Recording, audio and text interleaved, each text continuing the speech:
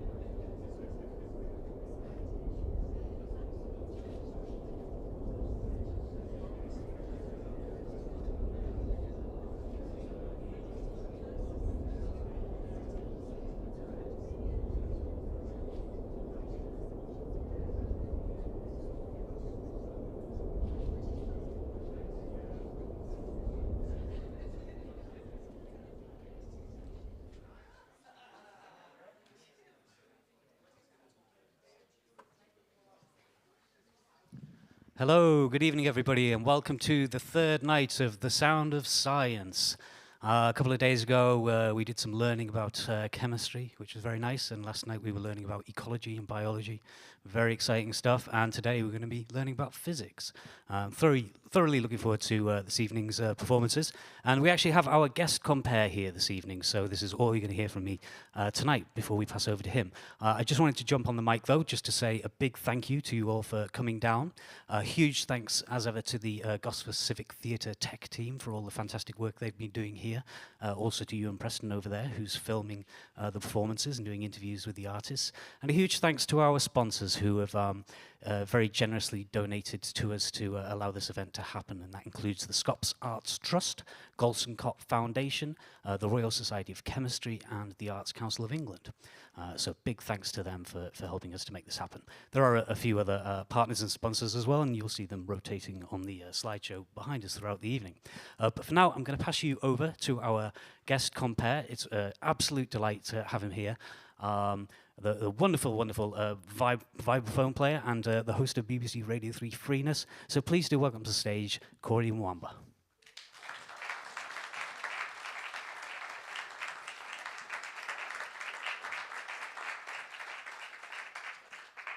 Hi. Can you all hear me? Yeah. Oh, that's good. This is going to be a fantastic evening, and I'm really sorry that I wasn't able to be here for the previous two nights, but I'm here now, and I think, you know, I'm really looking forward to these two. Tonight we've got two performances that are inspired by physics, one through chaotic systems and cyborgs, the other through a view of space and an iconic photograph of what our world looks like from far beyond. But we start, first of all, with an amazing guitarist and improviser and maker. His album, last album of life, Recombinant, which is on the Newcastle Jazz and Improvised Music label, is a complete joy to listen to. It's absolutely mind-blowing. I'd like to introduce Han-Earl-Park.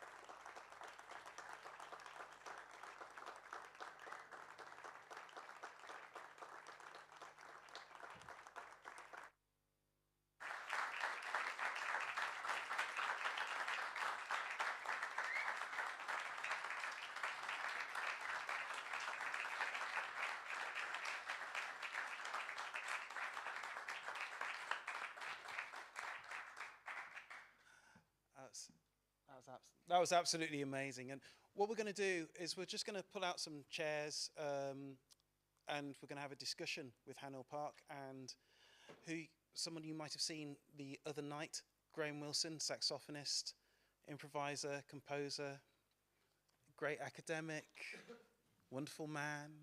I could go on. And no, there's not enough oxygen in this room. And we're just going to have a chat about Han-Earl's music and just the ideas behind the process of making that music. It's going to be a quick changeover, about 15 minutes, I think. Oh, 10 minutes. So if you think you can make it to the bar and back in 10 minutes, do so. But I would suggest that you can't.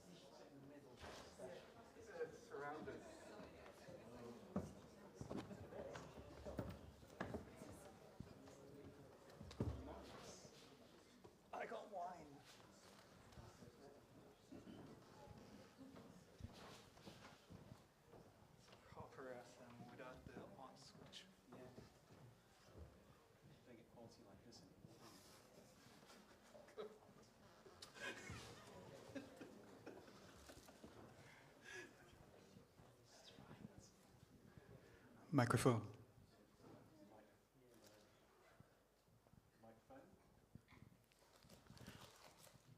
Is yours working? Microphone, yes.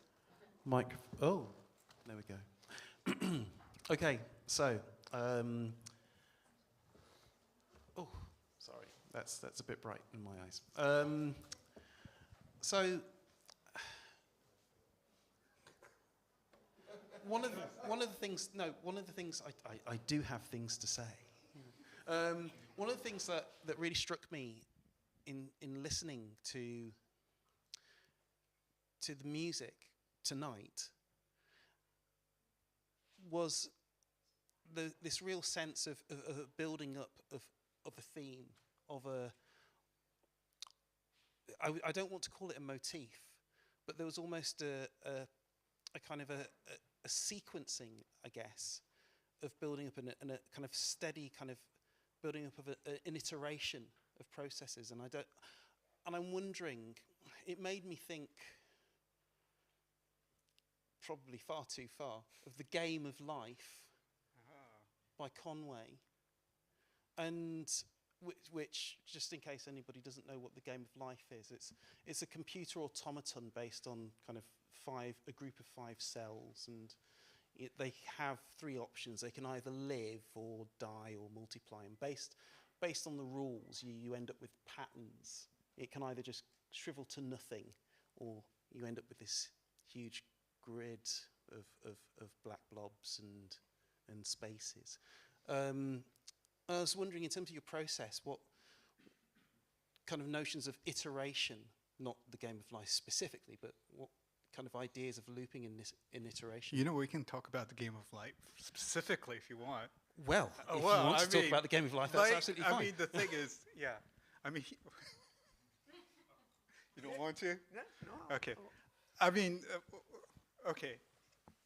I suppose Conway was a big inspiration recently. I mean, he died recently during COVID, right? So, which was like the most, like, if you want to talk about ironic deaths, this was it, because we're struggling with a pandemic and struggling with exponential growth and unpredictability and all that, and kind of the mathematical genius in the middle of it, he dies in the middle of COVID. Yeah. Right? It's like the ironic death, a cultural event there. Yeah. Where was I going with that? I have no idea. It sounded good, though. I think you should keep going along that path. Yeah. But yeah, there's iteration. Motif is a good word. Motif is a good word. It's like, if those of you who have a background that isn't in music, a motif is almost like a cell. It's a little bit of information, small amount of information. You add these together and you create themes and you develop themes, and that's the old romantic idea. But yeah, motifs, which are like little patterns, and they're a big part of what I do, probably because I'm not a very good guitarist. And it's like patterns are easy on fingerboards. I mean, it's one of those things where you look at a fingerboard and it's a grid, and you can just put sequences in that grid, and it will kind of play itself. And a lot of what I do is based on the idea of you have a certain degree of flexibility, like the John Stevens idea of you have 2 arms, 2 legs, and you have this amount of flexibility, and it's trying to generate complexity out of relatively simple parts. So in that sense, like, it's an analog of things like cellular automaton. Just to explain, John Stevens was a very influential drummer on the improvised music scenes in the from the late 60s right up until the late 80s, and wrote an incredibly influential educational tome called Search and Reflect, which starts from the base kind of principles of how to make music and how and improvising. Graham, Yeah, thank you. It's really interesting to hear that and to think about the music you've just played, in particular in relation to what we were talking about last night, because I think we were talking about the models that have been created for bird flocks, which I think were based on the game of life idea originally. So people are now trying to, but our interest in that was very much in thinking about collective behaviours and how things are generated through the interaction of people or starlings or whatever. And it's really interesting to hear that talked about in relation to a solo improvisation. I was wondering how the processes you're using are generative. Do they feel generative to you? Do you, as you're playing this, arrive at new things that you haven't done before and that just take shape and surprise you? Or Sometimes, but yeah, and I think that you're talking about Boyd's and similar kind of flocking behavior. Yeah, they're kind of useful. I think personally, I'm less interested in implementing that in ensemble situations, and I'm much more interested in that as a quote-unquote solo performer. Because I think when you get in ensembles, there are much more interesting ideas about agency and volition and desire and consent and like all those like messy human things that don't boil down, I mean, which are like beautiful and just ugly, and it's just great. And to reduce that down to kind of algorithms seems like almost a shame to me personally. Yeah. But like when you're by yourself, you're going, well, now what? And in that context, you go, okay, I can break the system apart. I can say, I have, this movement, and I have that movement, and I have that movement. Yeah. And then start thinking about, well, this has a certain kind of rhythm, and this has a certain kind of rhythm. Yeah. And once I have those parameters, I can then reconfigure the body and the instrument so it kind of almost runs itself. Yeah. Oh. And do you find that it generates different things each time you do that, or is it changing the more you play it? Sometimes not. Sometimes it's kind of, I know what you put the system in a certain configuration, and it can be completely deterministic. Yeah. Which is fine if that's what you want. And in certain situations, I mean, I didn't do it tonight, but there's something that you can do where you put your limbs in slightly awkward positions. Don't do this without guidance because you can injure yourself. But if you do this right, what happens is you can amplify muscle noise. And then you have real stochastic behavior. Yeah. Which you can do. I don't find it that interesting, though. It's like it's interesting, but it's like, okay, it's muscle noise. It's this kind of noise. It's like setting the radio to white noise and going like, yeah, that's cool. And then 5 minutes later, and you go, yeah, that sounded like 5 minutes ago. Yeah, So it's fine. If that's your jam, that's your jam. That's fine. But muscle noise is muscle noise. Yeah. Muscle noise is muscle noise. Muscle noise. And that's the most succinct description of muscle noise I've heard in my life.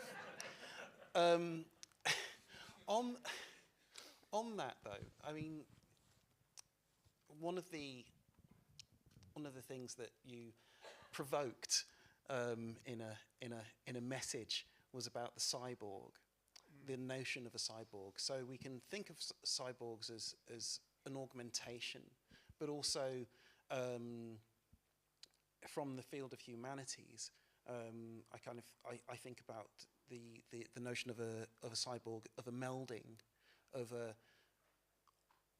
confluence between the supposed augmentation, the thing that's been added, and the human. And I guess that sound of the amplification of muscle noise within the context of guitar playing kind of stretches what the guitar can do, the affordances of the guitar in itself. So how much does that idea of that melding, of that relation, that kind of relating to the instrument in deeper ways, how does that work into your playing? Yeah, melding's a good word. pin that for a moment. I'm just sorry. It's pinned. Like the word I use sometimes is interface, where you have so like if you start thinking about creativity as this thing that happens between the surfaces of things, it's that's interesting in a way where like the idea of a single auteur is much less interesting, and it's again, you can think about the guitar as this kind of autonomous bound thing. It's a guitar, it's there, but it also connects up to history of the instruments, history of like luthiers and builders, and the kind of industrial complex and colonialism, and it's like this messy thing. And then when you're sitting with it, you're kind of connected up to that. And I suppose there's that melding in that sense. But yeah, the creative thing happens in that interface. And as an artist, you can do interesting things by kind of shifting your position within that on that boundary. Yeah. That sounds nebulous. No, it's not nebulous. I don't think it is nebulous. I think, and actually, you know, in terms of being able to have that connection with the material and moving energy with that material, I mean that's a very sciencey thing to do. You know, science is essentially an observation of the material world, and in various forms, and so that there is that connection there in terms of thinking about what is this material, what is the shape of this material, and what can it do?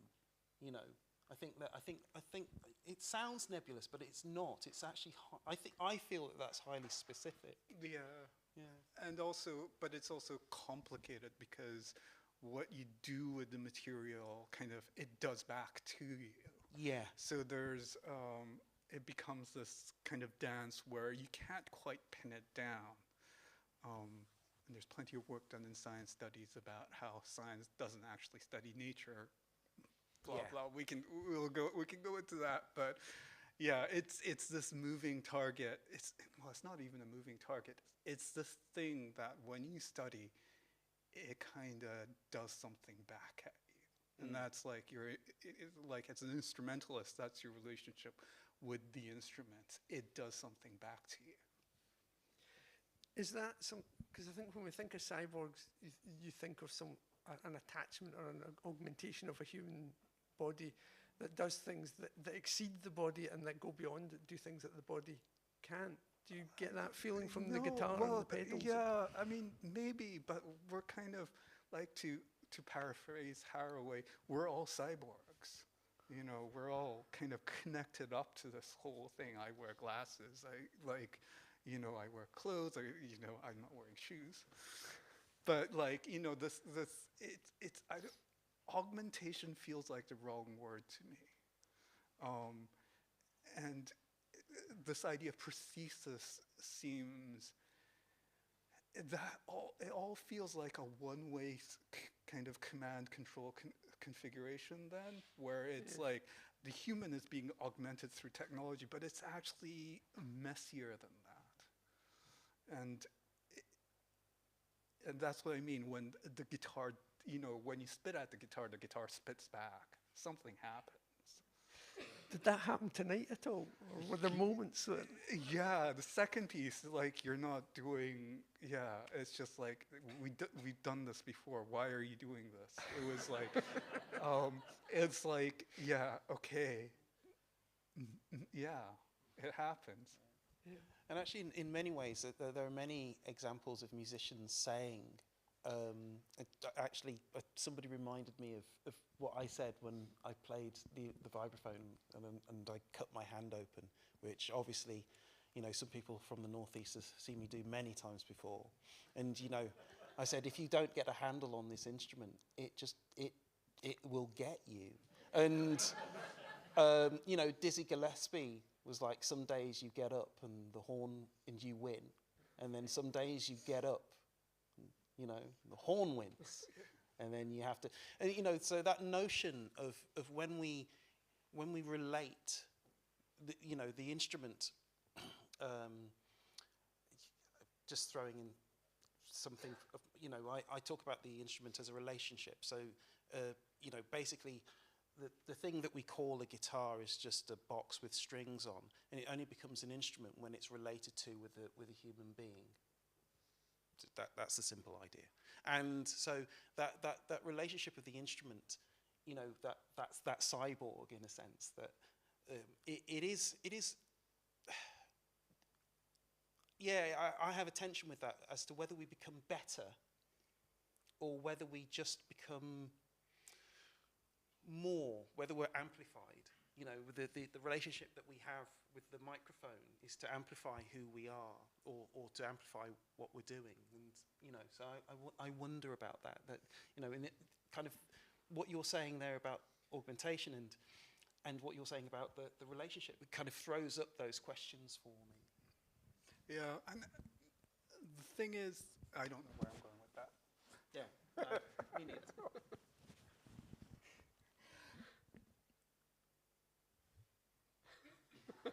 Okay, let me just like here's the one thing, which is like I think if you start from a kind of human-centric point of view, like the instrumentalist point of view, then it becomes like a fight, and you might be able to see that from the instrument's point of view that way. But the music actually happens in. It doesn't really happen with one of those entities. It happens. You're in the amalgam, in this kind of cyborg network, you get music. Mm. So in a way, it doesn't really matter if I lose as long as something's created. That's the thing, is like sometimes you lose and it's fine because you created music. Yeah. It sounds like thinking about losing sounds like you have a thing that you're trying to get to. Is that, how clear a vision do you have when you start out? Very clear. Yeah. And then I'm almost certainly how do you manage that clarity? I don't have that clarity at all. I don't understand totally where that comes from. Where does this clarity come from? Do you I'm Korean. Yeah. Well, what's your skin routine like? That's No, I go in. I'm like cognizant that I'm going in, going like, I have a plan. I'm going to do this. And inevitably, it doesn't happen. And, you know, as improvisers, we're very aware of that. When you're playing ensembles, you have competing desires. And I think what's really interesting when actually people have very clear goals, but they're not achievable. That's great. It's messy, it's ugly, and nobody gets their way. It's perfect. I think that's probably a good point to end that. Thank you so much to Han-Earl-Park.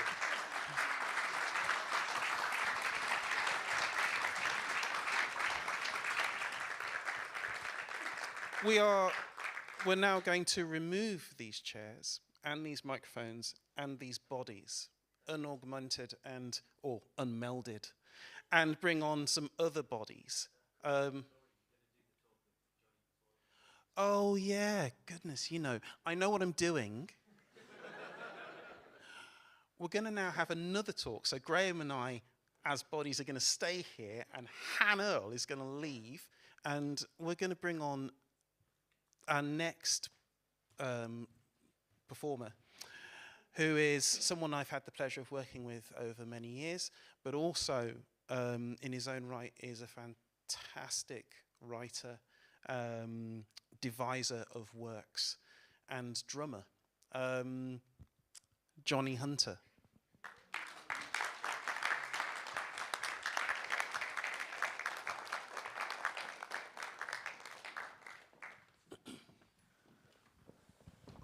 I was hoping I'd get a chance for a wee before this, but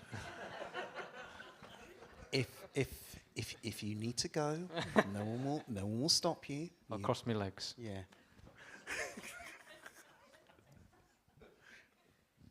Okay, Johnny. So,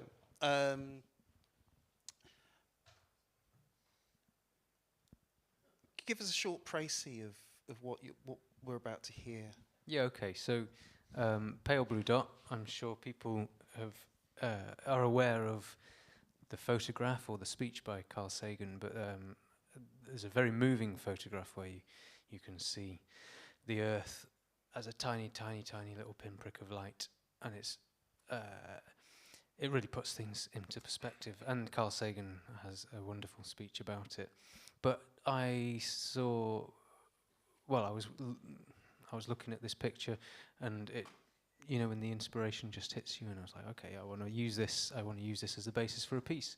So I wrote a piece that is in 4 movements that examines the Earth from different perspectives, zooming out, hopefully to show the futility of it all, and just to show that we've made a mess of this.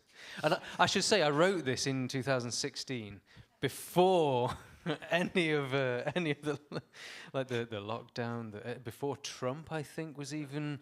Oh, well, maybe just before. Well, yeah. But I think unfortunately the piece is much more relevant now than it was when I wrote it. Well, I mean, relevance is always good, Yeah, I don't know as if in this case. But no, well, maybe not. So this picture, this image, this inspiration. I mean, that the speech that Sagan talks about. So it's a photo from it's from 1990, isn't it? Yeah. Or is it 95? Somebody could tell. He wrote the book. 90, He wrote the book 90. in 94 or 95, but I think the picture was taken on Valentine's Day. Yes, it was. Yeah.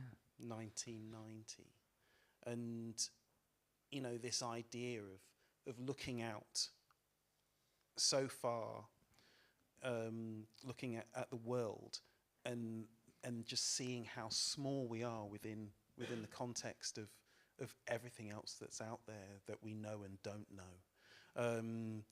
I remember the book, like when I was younger, there was Cosmos.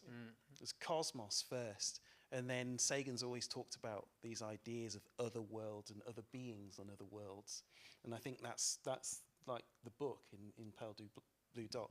He talks about other worlds. He talks about the perspective of beings on other worlds and what they might think in terms of a geocentric idea. So like we think that we're the only people out here, in a sense. But what if there are other lives out there? And actually, talking about that futility. When you talk about that futility and how that relates to us, there's listening to one of the pieces in Soundcheck. There is this mourning quality about your work that I think is really highlighted through the string section and the pieces that you've written. And it's So in terms of the messages of the movements, can you talk us through? Yes.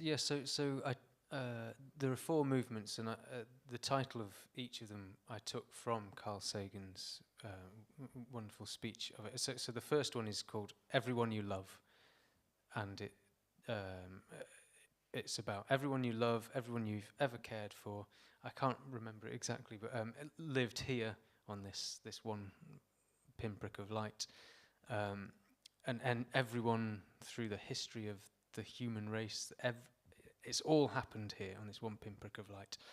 The second movement is called "Endless Cruelties," and this is just, fairly self-explanatory. Everything that, throughout the history of the human race, we've just fought and we've bickered and we've made a mess made a mess of things, and it unfortunately doesn't seem to be stopping, but we can hope. The third movement is "Momentary Masters of a Fraction of a Dot," which is a beautiful phrase, and it is about those people like Donald Trump, Vladimir Putin, that all they're after is their one grab of power. There doesn't seem to be any other reason for it. There's just one grab of power, and it's just meaningless. It's not meaningless because it affects so many of us, but in the grand scheme of things, you just think, why? It's just irrelevant. What you're trying to achieve is irrelevant. It doesn't help. It doesn't do anything. It's just it's mean. It's it's just evil. There's nothing more to it. So momentary masses, because that's what they are. They'll be gone. They'll be gone soon. Trump is what? How old? He's already gone, and is he going to prison yet? We can hope. Don't ask questions like that. They're too big for this for today. Yeah. That's what my piece is about. And then the last movement is called Save Us From Ourselves, which, I mean, I don't think I need to say anything about that. But when I wrote it, the idea was that it ended on a hopeful tone. But then the last 6 years have been like, oh my goodness. Maybe I need to write a coda to it where it all just goes to shit. Johnny, can I ask you? You're talking about and writing about massive scales of space and the cosmos, and fairly big ideas as well. How did you approach that in the writing and sit down and think this piece is about the vastness of space and get that into a piece? Yeah, that is.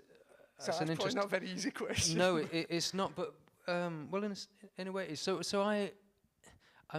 I've never really been into programmatic composing. Writing to try and describe a situation.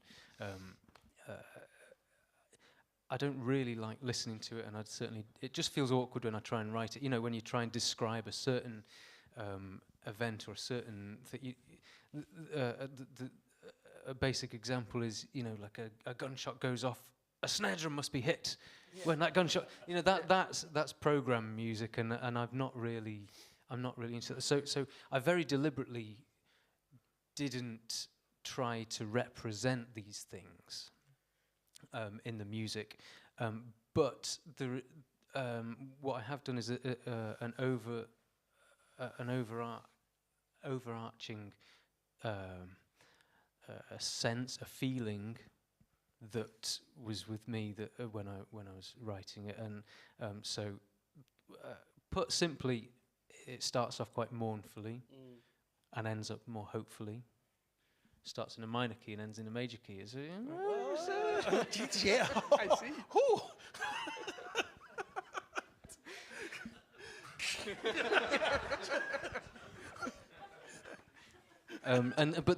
But what drives me is just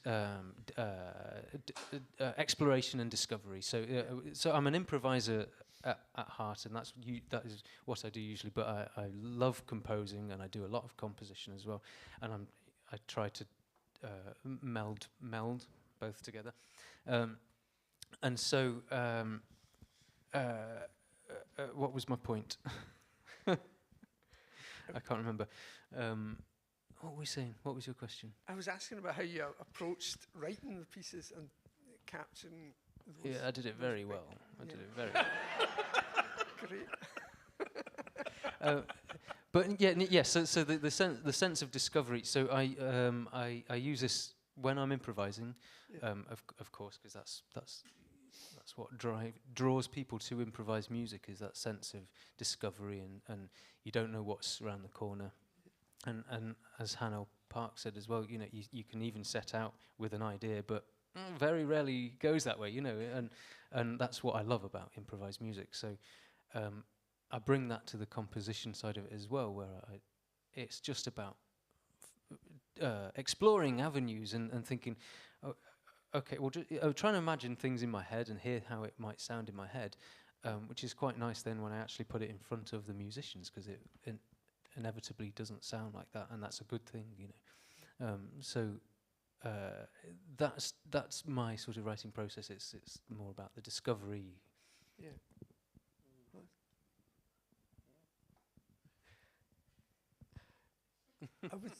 You also mentioned that you have a background in astrophysics. Well, I do. Yes.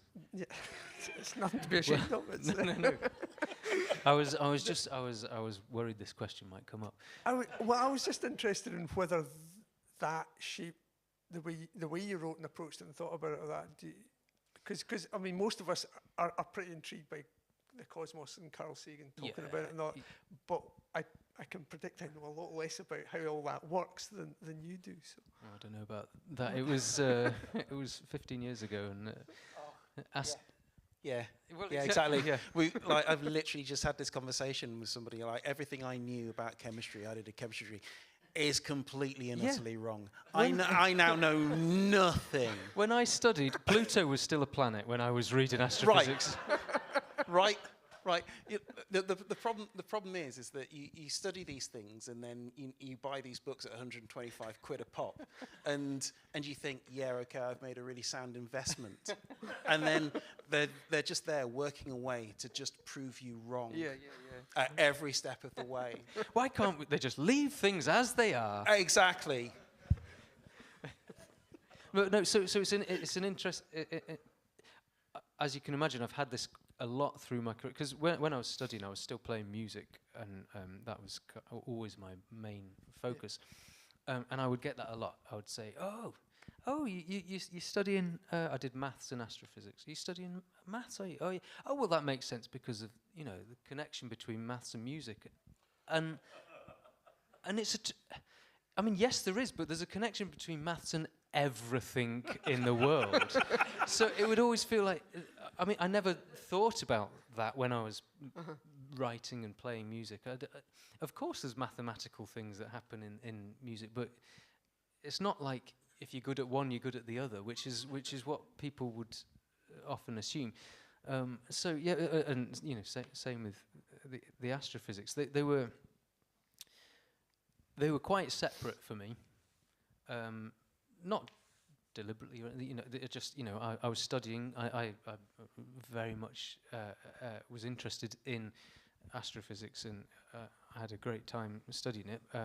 But also, I was doing music as well, and they didn't ever cross. And when I wrote this, I mean, yes, it is both those sides of me coming together, but it was. I don't think that had an impact on how I wrote it, basically. That's what I'm trying to say.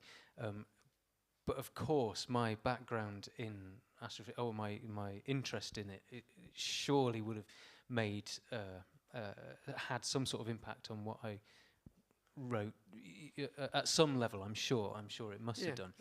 But I do think what connects me, my music and my background in science, is that discovery.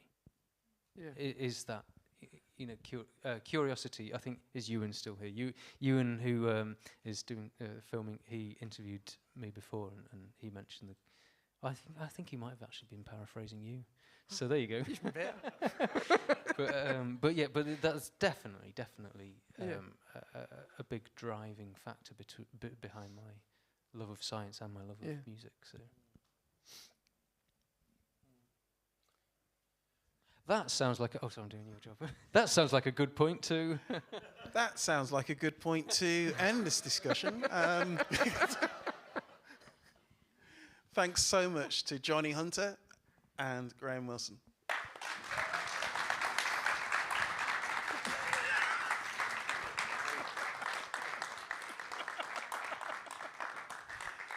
Okay, the thing that I was going to say about the bodies leaving the stage, just remember all of that. We're going to go. There's going to be a quick changeover, and then Johnny's band's going to come on. You will make it to the bar if you go this time, but obviously some of you tried it before, so you don't need to go this time, do you? Instead.